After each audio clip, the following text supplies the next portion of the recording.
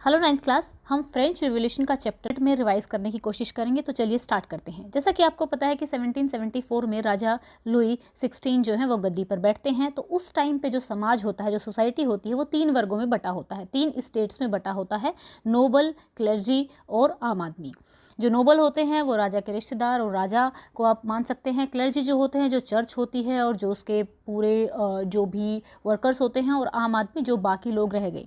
ठीक है, तो आप लोगों को ये भी मालूम है कि जो ये दोनों वर्ग थे ये लोग टैक्सेस पे नहीं किया करते थे, और सिर्फ जो अदर या आम आदमी थे, इसमें किसान भी आते थे, जो नए नए एजुकेटेड लोग थे वो भी आते थे, तो वो लोग ही सिर्फ टैक्स पे किया करते थे। फिर हमने देखा था कि जब राजा लुई 16 गद्दी पर बैठते हैं तो उस टाइम पे जो ट्रेजरी होती है, ठीक है, जो खजाना होता है वो खाली होता है, राजकोष जो होता है वो खाली होता है। और क्यों खाली होता है? क्योंकि बहुत सारे जो युद्ध होते हैं अमेरिका के इंडिपेंडेंस के लिए भी फ्रांस ने अमेरिका की हेल्प की होती है, तो इस वजह से बहुत सारा धन उसमें खर्च हो गया होता है।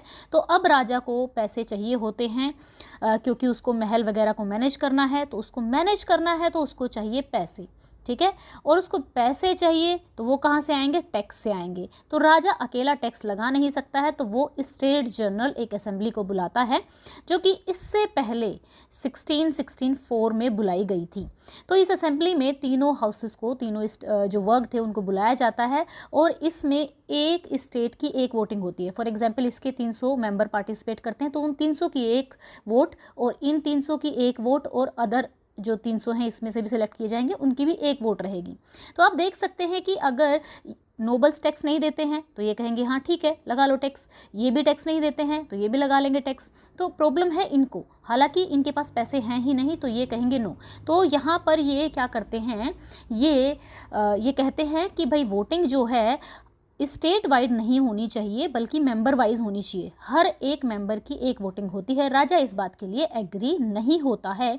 जब राजा इस बात के लिए एग्री नहीं होता है तो ये लोग टेनिस कोर्ट में इकट्ठे होते हैं और एक नेशनल असेंबली घोषित कर देते हैं। जब ये नेशनल असेंबली घोषित करते हैं तो उसके बाद क्या होता है, जो ये लोग कहते हैं कि हम एक कॉन्स्टिट्यूशन बनाएंगे और उसके अधीन ही राजा को चलना पड़ेगा।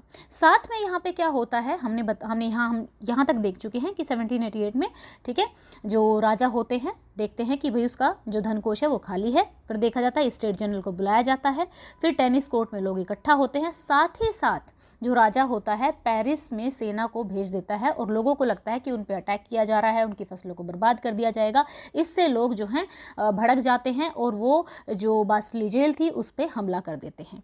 फिर सिचुएशन को देखते हुए राजा क्या करता है, राजा बात को मान जाता है, लेकिन वो ऊपरी तौर से मानता है, और बाद में जो दूसरे देश थे ऑस्ट्रिया और पर्शिया थे उनके साथ षड्यंत्र रचता है और दोबारा से गद्दी हासिल करने की कोशिश करता है। लेकिन इस बात पर भी रिवॉल्यूशनरी जो हैं जीत जाते हैं, और एक अलग यहाँ पे वॉलंटियर रूप से लोग पार्टिसिपेट करते हैं तो आर्मी में, और यहाँ पे राजा हार जाता है और राजा को एग्जीक्यूट कर दिया जाता है।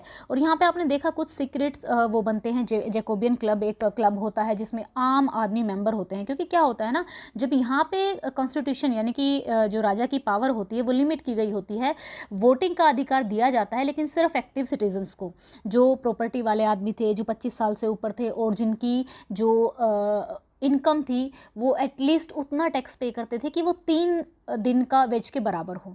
ठीक है, ये कई कंडीशन होती है, तो आम आदमी को जो है वोटिंग का अधिकार नहीं मिलता है। तो उसके बाद यहाँ पे लोग रिवोल्ट करते हैं, तो जैकोबिन क्लब का इन्फ्लुएंस आता है, जिसके जो एक तरीके से लीडर होते हैं मैक्सिमिलियन रोबेस्पियर होते हैं, जो कि जब वो खुद गद्दी पर आते हैं तो 1793 से 94 यानी कि उनका राज आता है गद्दी से मतलब, तो वो उनका जो वो होता है एक रिगेन जो होता है, जो उनका टाइम पीरियड होता है इतना ज़्यादा आतंक वाला होता है कि अगर उनके खिलाफ कोई भी बोलता है तो वो उनका सर कटवा देते हैं। तो इस चीज़ से परेशान होके एक और रूल आता है, यहाँ पे रोबेस्पियर को ग्लूटन कर दिया जाता है।